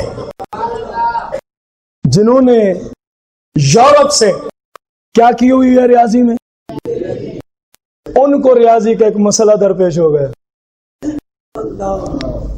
اب ہندوستان میں ان سے بڑا کوئی ڈاکٹر ہی نہیں تھا ریاضی کے علم میں، بڑے پریشان تھے، بڑے ہی پریشان تھے، نہایت ہی پریشانی کے عالم میں ہے کہ اب اس کا جواب کہاں سے ملے، اب اس کا جواب، حتیٰ کہ آپ نے یونیورسٹی کے پروفیسروں سے، وہاں جو آپ کے ساتھ لیکچرار تھے پڑھانے والے، ان سے میٹنگ کی، مشورہ کیا، اب مسئلہ نہیں حل ہو رہا، میں اس سلسلے میں کچھ عرصے کے لیے چھٹیاں کر کے میں جاپان جانا چاہتا ہوں، جرمن جانا چاہتا ہوں، کیونکہ میرے مسئلے کا حل نہیں مل رہا، ریاضی کے مسئلے کا، بات بڑی پتے کی کر رہا ہوں، ریاضی کے مسئلے کا اللہ کا کرنا ایسا تھا، جناب سید سلیمان اشرف رحمت اللہ تعالی علیہ اعلی حضرت کے مرید اور مسلم یونیورسٹی کے پروفیسر تھے اسلامیات کے، اسی یونیورسٹی کے، جب ان تک بات پہنچی نا سید سلمان اشرف تک کہ ہمارے وائس چانسلر صاحب کو ریاضی کا ایک اور ہندوستان میں اس کا کسی کے پاس جواب موجود، اور یہ واپسی وہیں جانا چاہتے جہاں سے پڑھ کے آئے ہیں، جہاں سے، اس زمانے میں سفر کتنے مشکلات کے ساتھ ہوا کرتے تھے، اس زمانے میں بحری جہازوں کے ذریعے کئی دن لگنے تھے، تو سید سلمان اشرف نے کہا میری ایک بات اگر آپ مان لیں تو آپ کا مسئلہ حل ہو سکتا۔ وہ چونک گیا، کہنے لگا ہندوستان میں مجھ سے بڑا ریاضی کا ماہر کوئی نہیں، میں ریاضی دان ہوں، مجھ سے بڑا کوئی ریاضی کو جاننے والا کیسے حل ہو سکتا ہے؟ فرمایا کہ اگر تو بریلی میں چلا جائے نا، وہاں میرے شیخ، میرے مجدد، میرے محقق، میرے پیر و مرشد، جن کو لوگ امام احمد رضا خان کے نام سے جانتے ہیں، میں تسلی سے کہہ رہا ہوں، یقین سے کہہ رہا ہوں، اگر آپ وہاں چلے جائیں نا تو آپ کا مسئلہ حضرت حل فرما دیں۔ پہلے تو یہ علی گڑھ یونیورسٹی کے وائس چانسلر پریشان ہوئے کہ یار وہ تو ہم نے سنا ہے کہ قرآن و حدیث کی تعلیم دیتا ہے، قرآن و حدیث کی، اور میں اتنا بڑا ریاضی کا ماہر اور ڈاکٹر ہوں۔ سید سلمان اشرف نے کہا ان باتوں کو چھوڑیں، آپ کو مسئلے کا حل درکار ہے نا، آپ ایک دفعہ جائیں تو صحیح، چلو نہ بھی مسئلہ حل ہوا، اور بھی تو بہت سارے لوگوں سے آپ نے پوچھا جا کے، ایک اور بندہ ہی صحیح، ایک اور بندہ ہی، مسلم یونیورسٹی علی گڑھ کے وائس چانسلر چلتے ہیں، بریلی کی فضاؤں میں آپ پہنچے، جب تاجدار بریلی کے پاس آتے ہیں تو آپ اپنے تحریری کام میں مشغول ہیں، آپ اپنے سوائے قیلولہ کے اور رات کے تھوڑے سے حصے کے سونے کے، میرا اور تیرا امام ہر وقت کام میں لگا رہا، دین کے کام میں۔ کس کام میں؟ اس نے سلام کیا، آپ نے سلام کا جواب دیا، اور سید سلمان اشرف کی طرف سے سفارش ہوئی کہ حضور ہماری یونیورسٹی کے یہ وائس چانسلر ہیں، ان کا ایک ریاضی کا مسئلہ پنسا ہوا ہے، یہ جرمن اور جاپان جانا چاہتے ہیں، تو ہم نے ان کو آپ کی بارگاہ میں بھیجا، ان کی بات سن لیجئے گا۔ پروفیسر صاحب، وائس چانسلر صاحب اعلی حضرت کی بارگاہ میں عرض کرتے ہیں حضور میرا ایک سوال ہے، آپ قلم چلا رہے ہیں، اصل بات تو یہ ہے کام نہیں رکنے پایا، فرمایا سوال بیان کیا جائے۔ وہ حیران رہ گئے، کہتے حضور یہ کوئی ایسا ویسا سوال نہیں ہے کہ آپ اپنے کام میں ہو اپنا سوال بیان کر دیں، میں ریاضی کا ہندوستان میں سب سے بڑا ڈاکٹر اور ماہر ہوں، آپ تو ایسے پوچھ رہے ہیں جیسے کوئی جمع تفریق کا سوال ہوتا ہے۔ فرمایا کہا ہے نا اپنا سوال بیان کر، تجھے کیا کہ میں کام کر رہا ہوں یا نہیں کر رہا؟ وائس چانسلر کہتے ہیں میرے تو ہوش ہی اڑ گئے کہ یہ تو ہمارا توجہ کہ سوال ہی نہیں سننا چاہتا، اتنا علم، اپنا کام شروع ہے۔ وائس چانسلر مسلم یونیورسٹی علی گڑھ انڈیا کے وائس چانسلر کہتے ہیں میں مجبور ہو گیا اور حل ہی کوئی نہیں تھا، میں نے سوال شروع کر دیا۔ آپ اپنے کام میں، یہ ہے اصل جملہ، آپ اپنے کام میں تصنیف جاری ہے، فتوے کا کام جاری ہے، شریعت پہ کام جاری ہے، ادھر سے اس کی بھی سن رہے ہیں، ادھر سے اس کی بھی سن رہے ہیں۔ جب اس وائس چانسلر نے سوال ختم کیا نا تو اعلیٰ حضرت تحریر میں لگے ہوئے ہیں، فرمایا تیرے سوال کا تو یہ جواب ہے، بغیر سوچے بغیر سمجھے فل بدی جس کو کہتے ہیں، جیسے آپ سے بندہ پوچھے نا کہ آپ فیصلہ آباد میں دینا ہے یا رات ہے تو آپ بغیر سوچے کیا جواب دیں گے؟ بس اس نے سوال ختم کیا، کام اپنا جاری ہے۔ فرمایا وائس چانسلر صاحب آپ کے سوال کا یہ جواب نہیں ہے؟ ہاتھ جوڑ کے قدموں میں گرا ہوا ہے، کہتے حضور مجھ سے بڑا ہندوستان میں ریاضی کا ماہر کوئی نہیں، میں بھی باہر سے پڑھ کے آیا ہوں، جواب یہی ہے، میری تسلی ہو چکی ہے، ہاتھ اس لیے جوڑتا ہوں بتائیں تو صحیح آپ کا استاد کون ہے؟ مجھے بھی تو پتا چلے، میں اتنی دور دراز گیا تھا سیکھنے تو میں بھی اسی سے سیکھ لوں۔ فرمایا میں نے کوئی ریاضی میں مستقل تو باب پڑھے نہیں ہیں، آپ کو سمجھ آ رہی؟ میں نے علم ریاضی میں کوئی مستقل باب تو کہ میں بتاؤں جو میرا شیخ فلاں ہے۔ البتہ ہمارے پاس وراثت کے مسائل آیا جایا کرتے تھے تو ابا حضور سے میں نے جمع و تفریق کے چند اصول سیکھے تھے اور فرمایا تھا بیٹا بس یہ مجھ سے لے لو، باقی فیض مدینے سے جاری ہوتا رہے۔ فرمایا میرا استاد کوئی نہیں ہے، یہ جتنا علوم و فنون ہیں ان سب کا فیض ڈائریکٹ مدینہ منورہ سے پہنچتا رہتا ہے۔ اب استاد پوچھنا ہے تو وہ مصطفیٰ کریم کے ساتھ ہے۔ ڈاکٹر صاحب کی تسلی ہوئی اور پھر ہمیشہ کے لیے اعلیٰ حضرت کے عقیدت مند ہو گئے، ہمیشہ کے لیے میرے امام کے کیا ہو گئے؟ عقیدت مند ہو گئے۔ غور کریں، میرے امام تقوی و طہارت کا بھی پہاڑ تھا۔ فکر رضا سننے والوں اپنے امام کے جہاں عقائد کو لیتے ہو وہی امام کی سیرت کو بھی اپناؤ، ورنہ محبت رضا جھوٹی ہے، آپ رضا کی محبت میں جھوٹے ہیں، ورنہ بھلے میں بھی ہوں۔ میرے امام کا تقوی سننا 1339 سنہ ہجری کا جب رمضان المبارک آتا ہے، کون سا مہینہ؟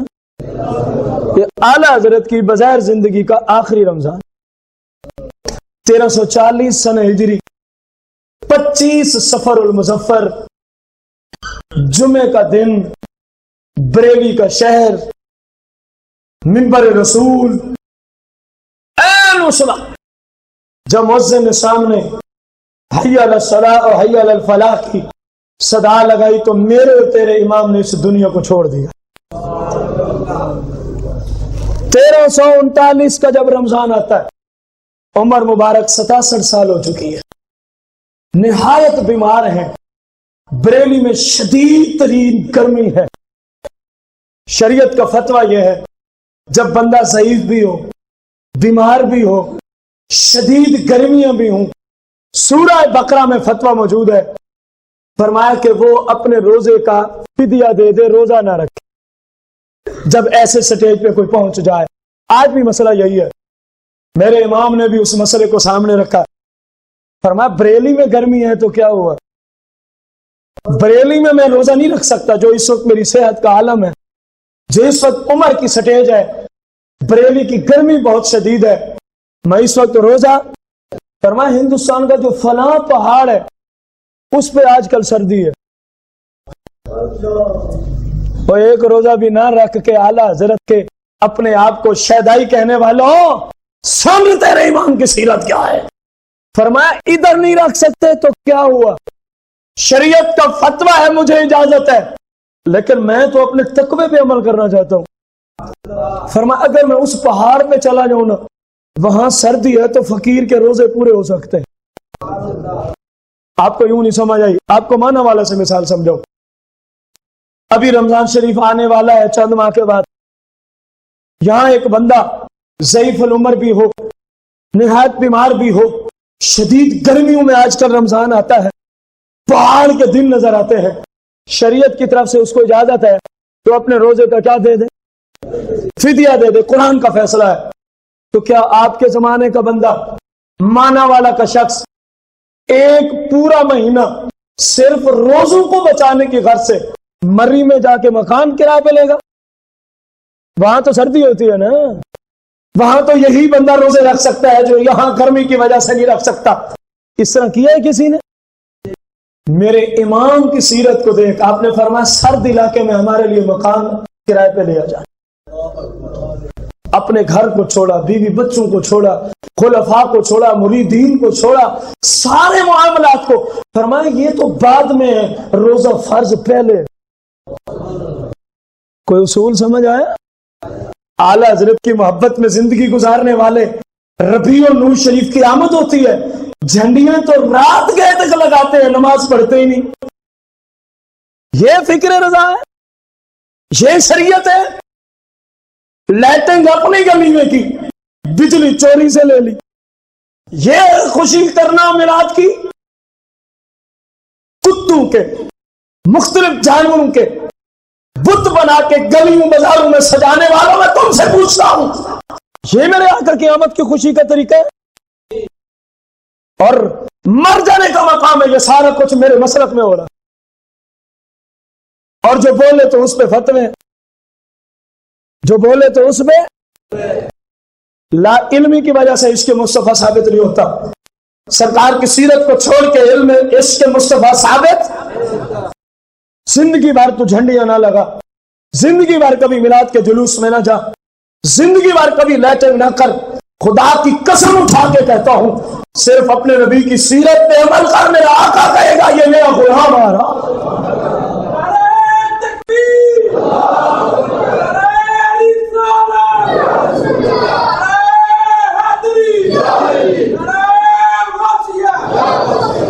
میرے امام نے رمضان پہاڑ پہ گزارا اور پورے روزے رکھے. یہ فکر رضا فی العمل, فکر رضا فی الشریعت النبویہ, فکر رضا فی سنت النبویہ. آپ کی فکر کیسی ہے اندازہ لگائیں. تبلیغ کی غرض سے, تقاریر, بیان اور لیکچرز کی غرض سے آپ کو بریلی سے دور دراز کے سفر کرنے پڑتے تھے. کہاں کے سفر کرنے کا انداز کیا ہوتا؟ نمازوں کو قضا کرنے والوں, جماعت کو چھوڑنے والوں, کان کھول کے سننا فکر رضا کیا ہے. فکر رضا انشاءاللہ میں اپنی گفتگو کو سمیٹتے ہوئے چل رہا ہوں. چند ہی منٹ کے اندر میں حاضری ختم کر دوں گا. باب تو نہیں ختم ہوتا, باب تو نہیں ختم ہوتا. میرے بھائی اور بزرگوں, اعلیٰ حضرت پہلے دیکھتے, ہم نے جانا نا دہلی میں بریلی سے, راستے میں یہ شہر بھی آئے گا, یہ شہر بھی آئے گا, یہ شہر بھی. پھر آپ کو اللہ نے اتنا ملکہ دیا تھا کہ بغیر کسی کتاب کے, بغیر کسی کیلنڈر کے, بس یوں توجہ فرماتے تو ہر نماز کا ہر شہر کے اعتبار سے ٹائم نکال لیا کرتے تھے. توجہ کرتے, آپ توجہ فرماتے, فلاں شہر سے بھی گزرنا ہے, فلاں شہر سے بھی گزرنا ہے, اور فلاں شہر سے بھی. فرماتے فلاں جگہ پہ ظہر کا وقت آئے گا, فلاں جگہ پہ عصر کا وقت آئے گا, فلاں اسٹیشن پہ مغرب کا وقت آئے گا, اور فلاں اسٹیشن پہ ہمارے سفر میں مریدوں کو بھیجتے اسٹیشن پہ, جو پوچھ کے لاؤ وہ کون سی ایسی گاڑی ہے جو اس ٹائم میں فلاں فلاں جگہ سٹاپ کرے گی. نہیں سمجھ آئی؟ سفر کرنے والے کو کیا, اس ٹائم میں فلاں جگہ آپ جو جاتے ہیں اڈوں پہ, اسٹیشن پہ, پہلے پوچھتے ہیں آپ کی گاڑی فلاں ٹائم میں فلاں شہر میں رکے گی؟ کون پوچھتا ہے؟ اعلیٰ حضرت ابھی گئے نہیں، خلفاء پہلے پوچھ رہے ہیں کہ اتنے بجے کون سی گاڑی ہے جو فلاں اسٹیشن پہ رکے گی، فلاں شہر کے فلاں پہ، اتنے بجے کون سی گاڑی یہاں سے روانہ ہونی ہے جس نے فلاں شہر کے فلاں اسٹیشن پہ اتنے بجے رکنا ہے، آگے جو شیڈول ملتا۔ اگر تو نماز باجماعت کا سسٹم بن جاتا تو سفر فرماتے، ورنہ فرماتے میں معذرت خواہ ہوں، میں سفر نہیں کر سکتا۔ فرمایا میں نماز کی جماعت نہیں چھوڑ سکتا، میں معذرت خواہ ہوں، میں سفر نہیں کر سکتا، کیوں کہ میری کیا رہ جائے گی؟ فرمایا میں نہیں اس طرح کر سکتا۔ آپ کے نزدیک ریل گاڑی پہ نماز نہیں ہوتی، یہ آپ کی تحقیق، آپ کی کیا تحقیق ہے کہ ریل گاڑی پہ چلتے ہوئے نماز نہیں ہوتی؟ یہ آپ کی جو تحقیق ہے میں نے وہ آپ کو عرض کیا۔ اور اگر وہ کہتے حضور فلاں ٹائم میں جو گاڑی جائے گی نا وہ ہماری ہر نماز فلاں فلاں اسٹیشن پہ پڑھا سکتی ہے، فرماتے جاؤ پھر اس کی ٹکٹیں بک کرا لو، جاؤ پھر اس کی۔ ایسے ہی ایک سفر میں اعلیٰ حضرت تشریف لے کے جا رہے ہیں، دل کی کھڑکیاں کھول دے، دیکھ تیرے امام کی فکر کیا ہے، سرکار کی شریعت پہ عمل کرنے کی دنیا میں۔ نماز مغرب کے وقت گاڑی اسٹیشن پہ رکتی ہے، گاڑی خلفاء کیونکہ ٹائم ٹیبل پہلے بنے ہوتے، پہلے سے باوضو بیٹھے ہوتے تھے کہ اب اتنے ٹائم میں گاڑی رکے گی تو نماز کا ٹائم ہونا ہے، اعلیٰ حضرت اتر کے باجماعت نماز پڑھائیں گے۔ اور کیسے خوش نصیب لوگ تھے جن کا امام وقت کا مجدد ہوتا تھا، جو کہتے تھے پیچھے امام احمد رضا کے اللہ اکبر، اللہ۔ امام صاحب اترے، مغرب کی جماعت شروع کی، اللہ اکبر، پہلی رکعت پڑھا رہے ہیں، پتہ نہیں کیا ہوا گاڑی والوں کو، انہوں نے گاڑی چلانا شروع کی، ٹرین چلانا۔ ڈرائیور کہتا ہے گاڑی کا، ہندو ہے، ہندو، گاڑی ٹھیک ہے، گاڑی کا انجن اسٹارٹ بھی ہوتا ہے، اگر ہم آگے چلاتے ہیں تو گاڑی جاتی نہیں، اس نے کوشش کی چلو پیچھے چلی جائے، جب پیچھے کرتے تو گاڑی پیچھے جانا شروع ہو گئی، کہتے چلو ٹھیک ہوگی جو خرابی ہے دور ہوگی، پھر آگے کرتے تو جہاں کھڑی تھی 1 انچ بھی آگے نہیں جاتی، پھر پیچھے کرتے، پیچھے جاتی ہے آگے، ڈرائیور نیچے، سواریاں، یہ کیا ماحول بن گیا۔ وہ ایک بندے کی دور سے نگاہ پڑی، اس نے کہا میں تمہیں بتاتا ہوں گاڑی کیوں نہیں چل رہی، وہ دیکھو ایک درویش اللہ کی بارگاہ میں سر بس درود کھڑا ہے، اس درویش کی وجہ ہے کہ گاڑی چلنے کا نام نہیں لیتی۔ تم لکھ لو جب یہ نماز سے فارغ ہو کے دعا کر کے گاڑی میں قدم رکھے گا یہی گاڑی چلنا شروع ہو جائے گی۔ لوگ منظر دیکھ رہے ہیں کیونکہ جو سرکار کا غلام ہوتا ہے، جو سرکار سے نسبت رکھتا ہے، جو سرکار کی محبت والی زندگی بسر کرتا ہے، اس کا چہرہ دور سے بتاتا ہے یہ غلام مصطفیٰ آ رہا ہے۔ وہ کہنے لگا یہ غلام مصطفیٰ ہے، یہ ان کے ٹکڑوں پہ پلنے والی ہستی ہے، جب تک سلام نہیں پھیریں گے تمہاری گاڑی نہیں چلے گی۔ اعلیٰ حضرت نے اطمینان سے نماز ادا کی، دعا فرمائی، اپنے خلفاء کو فرمایا چلو گاڑی، انجن وہی، گاڑی وہی، اسٹیشن وہی، ڈرائیور وہی، جو 1 انچ نہیں آگے جاتی، قدم رضا پڑا گاڑی پہ، ڈرائیور کہتا گاڑی چلنا شروع ہو جاتی۔ بس ڈرائیور تو سمجھ گیا نا کہ جن کے غلام کا یہ مقام ہے، جن کے ٹکڑوں پہ پلنے والے اعلیٰ حضرت کا یہ مقام ہے، اللہ جانے کہ تاجدار انبیاء کا کیا مقام ہوگا۔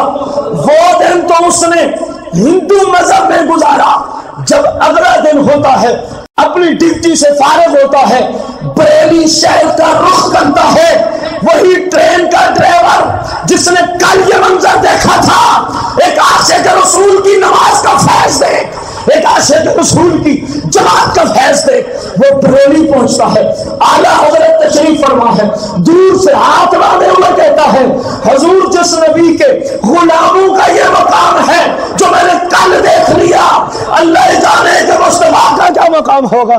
حضور میں ہندو مذہب سے توبہ کرتا ہوں، آپ مجھے کلمہ پڑھا کے اپنے جیسا مصطفیٰ کا غلام بنا دیں۔ یہ ہے فکر رضا، ہمارے اندر کتنی ہے بتاؤ؟ ہم تو رضویہ کے نام پہ لنگر ہی کھانا جانتے ہیں، ہم تو آپ کے اشعاری شعر و شاعری آپ کے کلمات پڑھ کے لوگوں کی جیبیں خالی کرنا میں آتا ہے، آپ کی سیرت پہ ہم نہیں چلتے۔ بس پھر وہ وقت آیا، عرب و عجم میں دھوم ہے، عرب و عجم میں چرچے ہیں، اور بریلی میں ایک بندہ ہے جس نے تمام گستاخوں کو لگام ڈال کے رکھ دی ہے۔ ایک بندے نے قلم اٹھایا، زمانے کے فرعون اور زمانے کے یزیدیوں کے منہ بند کر کے رکھے الی یوم القیامہ۔ آج اگر پاک و ہند میں حنفیت کا چراغ باقی ہے، آج اگر پاک و ہند میں عشق مصطفیٰ والے لوگ باقی ہیں، عزت و تعظیم مصطفیٰ والے لوگ باقی ہیں، تو خدا کی قسم ہے یہ سارا فیض امام احمد رضا خان کا ہے۔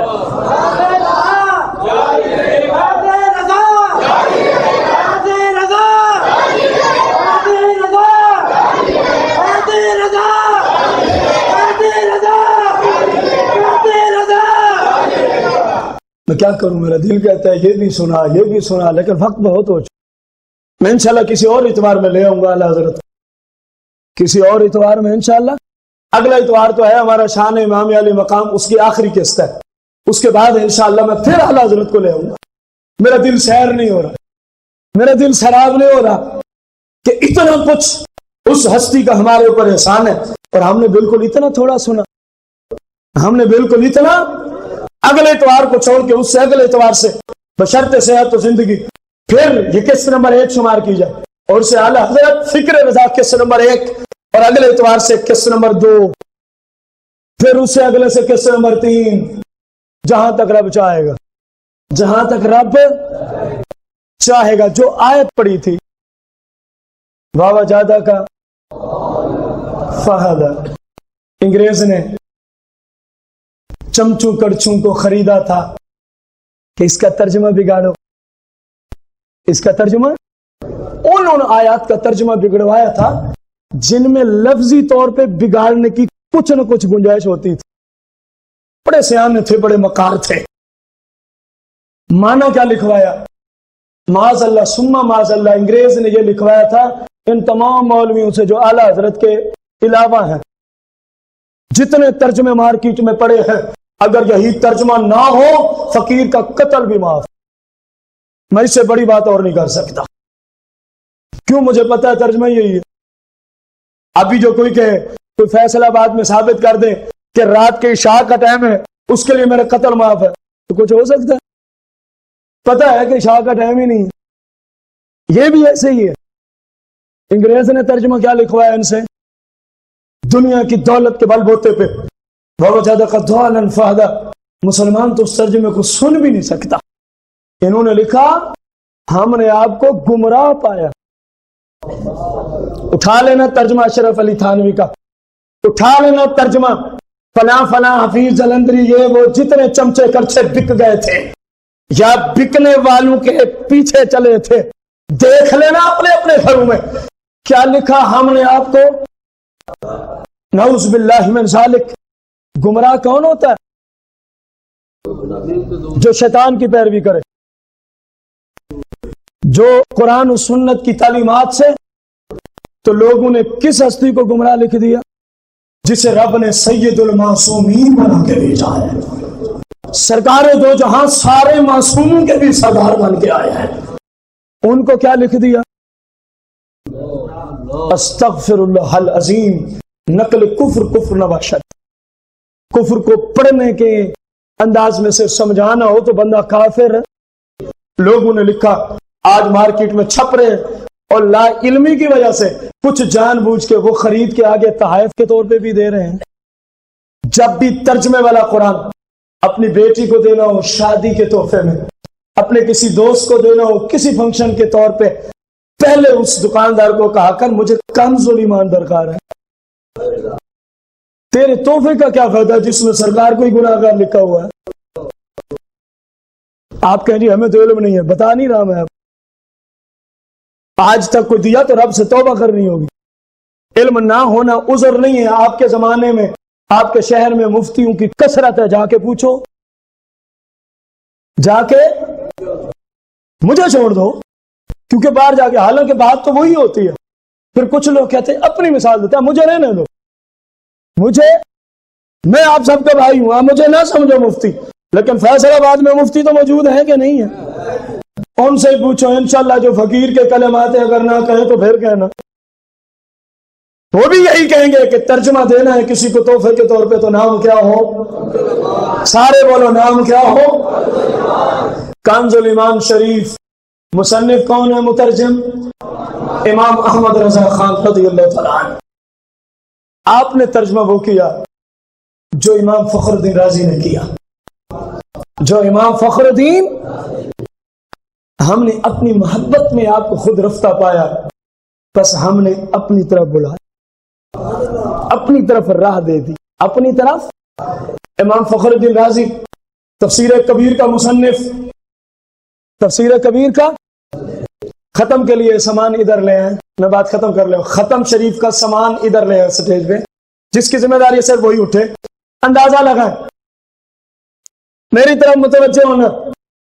تفسیر کبیر ہے، وَوَجَدَكَ ضَالًّا ہے، وَوَجَدَكَ، امام فخر الدین قلم اٹھاتا ہے، فرمایا اس کا یہ معنی بھی ہے، اس کا یہ معنی بھی ہے، اس کا یہ معنی بھی ہے، اس کا یہ معنی بھی ہے، اس کا یہ مطلب بھی ہے، وَوَجَدَكَ ضَالًّا فَهَدَىٰ، اس کا یہ مطلب بھی ہے، وَوَجَدَكَ ضَالًّا فَهَدَىٰ، اس کا مطلب بھی ہے، فرمایا اس کا ایک مطلب یہ بھی ہے۔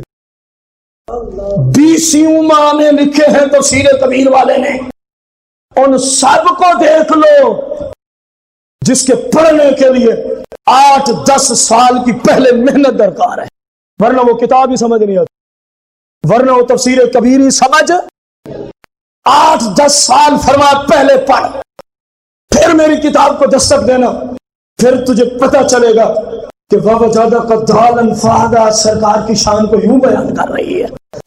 امام فخر الدین رازی نے جو جتنے معنی بیان کیے، میرے اور تیرے امام نے صرف ترجمے میں ان سب کو بند کر کے رکھ دیا، ایک لفظ میں 100 اپنی طرف راہ دی، 100 اپنی طرف۔ امام فخر الدین رازی فرماتے ہیں کہ سرکار کی عمر مبارک تفسیر کبیر شاید کوئی 5 سے 6 یا 4 سال کے درمیان ہے۔ دالن کا ایک معنی ہوتا ہے گم ہو جانا، عربی لغت میں دالن کا معنی صرف گمراہ نہیں ہے، ایک معنی ہوتا ہے گم ہو جانا، ایک معنی ہوتا ہے گم ہو جانا۔ سننا فخر الدین رازی کی تفسیر اور پھر اپنے مجدد اعظم کی فکر رضا کو سلام پیش کرتے ہیں۔ اس بات پہ ہم اپنے امام کی فکر کو سلام پیش کریں گے۔ اندازہ لگا، امام فخر الدین رازی فرماتے سرکار اپنے دادا عبد المطلب رضی اللہ تعالیٰ عنہ کے ساتھ مکہ شریف کی وادیوں میں، مکہ شریف کی وادیوں میں سرکار دادا جان سے بچھڑ جاتے ہیں، دادا جان سے جن کا ایسا لخت جگر، اولاد تو اولاد ہی ہوتی ہے، اور جن کی اولاد تاجدار انبیاء ہو، جناب سیدنا عبد المطلب رضی اللہ تعالیٰ بڑے پریشان ہوتے ہیں، پتہ نہیں میرا لخت جگر کدھر گیا، پتہ نہیں میرا لخت جگر کدھر گیا۔ آپ کے لیے نہ جانے کتنی عظیم قربانیاں وہ پہلے سے ادا کر چکے تھے، آپ کے والد کو بچانے کے لیے وہ منت اگر سنی ہے تو ذہن میں آ گئی، ورنہ سنا دیں گے کسی موقع پہ، عظیم قربانیاں پیش ہو چکی ہیں۔ آج وہی لخت جگر دور پہنچتے ہیں کعبے میں، پہنچتے ہیں غلاف کعبہ کو یوں اپنے سر پہ ڈالا ہوا ہے، یوں دیکھ رہے ہیں، یہ فخر الدین رازی کلمات ہیں۔ دعا کریں یا اللہ میرا بیٹا مجھے ملا دے، یا اللہ میرا بیٹا مجھے، سرکار ادھر کسی وادی میں، سرکار تو رب کی بارگاہ میں گفتگو میں محو رہتے تھے نا جی، راز و نیاز کی گفتگو، آپ ادھر ہیں۔ ادھر سے ابو جہل کا گزر ہو رہا تھا، کس کا؟ اے لوگو تم نے بھی بابا زیادہ قدالن کا معنی لکھا، امام فخر الدین رازی اور 1400 سال کے عربی مفسرین نے بھی لکھا، اور میرے اعلیٰ حضرت نے بھی ترجمہ لکھا۔ ابو جہل دیکھتے ہیں عبد المطلب کا شہزادہ، اس وقت تو دشمنی نہیں تھی نا، دشمنی تو تب ہوئی جب حق کی تبلیغ شروع فرمائی۔ یہ بھی بڑی پتے کی بات ہے، جو تبلیغ کرتے ہیں نا، میں ان کے لیے جملہ بول رہا ہوں، پریشان نہ ہوا کرو، جو بھی حق کی تبلیغ کرتے ہیں اس کے دشمن اس کے زمانے والے ہی ہوتے ہیں۔ تمام مبلغین کو میں اپیل کر رہا ہوں، پریشان نہ ہوا کرو۔ جب تک سرکار نے نہیں کہا تھا اللہ ایک ہے، کوئی کافر آپ کا دشمن تھا؟ جب فرمایا اللہ ایک ہے، آپ کے جان کے دشمن بنے کہ نہ بنے؟ قانون نکلا اسلام کا کہ جب حق کہو گے تو حق والے تو ساتھ دیں گے، باطل دشمن بن جاتے، تو پھر حق کہنے والے کو پریشان نہیں ہونا چاہیے۔ قیامت کے دن رب وہ اجر دے گا، وہ اجر دے گا، حق کہنے والا بھی پریشان ہوگا اور سننے والے بھی پریشان ہوں گے کہ اس بندے کو رب نے یہاں تک پہنچا دیا، اس بندے کو رب نے۔ دیکھتے ہیں عبد المطلب کا شہزادہ اونٹنی پہ سوار ہے، اچھی خاصی موٹی تازی، مکے کے گورنر کی سواری ہے کہ بلا کوئی عام بندے کی سواری؟ ابو جہل مکے کا رئیس ہے، کتنی زبردست اونٹنی ہے، دوڑتی آ رہی ہے۔ جب سرکار کو دیکھتا ہے اونٹنی کو بٹھاتا ہے، چلو آج عبد المطلب کے شہزادے کو واپسی گھر پہنچائیں گے، تو چلو عبد المطلب پر ہمارا کوئی احسان ہو جائے گا۔ اسے کیا پتا تھا کہ یہ پہنچانے میں خود بھی پھنس جائے گا اور اس کی نسل بھی قیامت تک پھنس جائے گا۔ اسے کیا خبر تھی کہ یہ بچہ نہیں، یہ بظاہر بچہ ہے، ویسے تو یہ آدم کا بھی آقا و مولا ہے۔ اونٹنی بٹھائی اس خیال سے کہ چھوٹے بچے ہیں، کہیں گر نہ جائیں، اپنے اور اشارہ کیا مجھے پکڑو۔ سرکار پیچھے بیٹھ گئی، اب اونٹنی کو کہتا ہے اٹھ، وہ کہتی ہے تیرا دماغ خراب ہوا ہے، اس کو کہتا ہے اٹھ، وہ کہتی ہے تو پاگل ہو گئے، پھر اس کو جھڑکتا ہے حتیٰ کہ مارنے پہ تل جاتا ہے۔ یہ چلتی ہوئی آئی ہے، موٹی تازی صحت مند اونٹنی ہے، اٹھتی کیوں نہیں؟ آپ سے سوال ہے، کبھی جانور بھی بندے سے کلام کرتے ہیں؟ آپ ابو جہل سے اچھے ہیں کہ نہیں؟ باہر کسی جانور کو لے اور میرے سامنے اسے کلام کر کے دکھا، بولو تو صحیح، ہماری ضرورت ہی نہیں ہے۔ ابو جہل سے اونٹنی کلام کرتی ہے، سواری کافر کی ہے، اونٹنی کا مالک کون ہے؟ دشمن رسول و دشمن خدا۔ اونٹنی ہے، عربی زبان میں بولتی ہے، ایک کافر کو خطاب کرتی ہے، فرمایا گرچہ مالک میرا تو ہے بظاہر، لیکن عقل کے ساتھ کام لے، ہوش کے ناخن لے، تو انسان ہو کے ان کا گستاخ ہو سکتا ہے، ہم حیوان ہو کے ان کی شان کو گستاخی نہیں کر سکتے۔ اونٹنی کہتی ہے یا احمقو ھذا امام، کسی کو تو سمجھ آئی ہے، کسی کو میں سمجھا دیتا ہوں۔ اعلان نبوت کس عمر میں فرمایا؟ اور اب اونٹنی کیا کہہ رہی ہے؟ میں پوچھنا چاہوں گا ان غداروں سے، میں پوچھنا چاہوں گا ان گستاخوں سے جو کہتے ہیں نبی کو کل کا پتہ نہیں ہوتا، جو کہتے ہیں نبی کو دیوار کے پیچھے کا پتہ نہیں، اور تو میرے آقا کی عالم شباب کی باتیں کرتا ہے، میں اپنے آقا کی ذات کی بات نہیں کرتا، میں اپنے آقا کے جسم سے لگے ہوئے کپڑوں کی بات نہیں کرتا، میں اپنے آقا کے پاؤں مبارک میں لگے ہوئے نلین شریفین کی بات نہیں کرتا، میں تو مصطفیٰ کریم کے نلین سے مس ہونے والی ابو جہل کی اونٹنی کی بات کر رہا ہوں، جو اعلان 35 سال بعد میں ہونا تھا۔ قدم مصطفیٰ اونٹنی کو لگتے ہیں، اونٹنی 35 سال بعد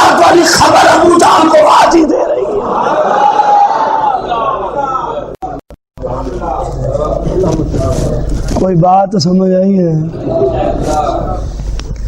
کہتی ہے کہ احمق ھذا امام، او گدھے، احمق گدھے کو کہتا ہے عربی، او گدھے یہ امام ہے۔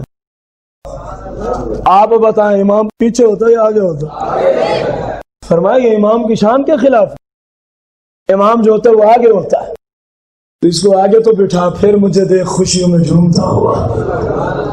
میں تو گستاخی نہیں کر سکتی ایک امام کی، ایک اونٹنی نلین شریفین طیبین طاہرین ابو جہل کی اونٹنی کو لگتے ہیں، عربی میں بولنا شروع کر دیتی ہے، اور 35 سال بعد میں ہونے والی اعلان نبوت کی خبر ابو جہل کو پہلے دے رہی ہے۔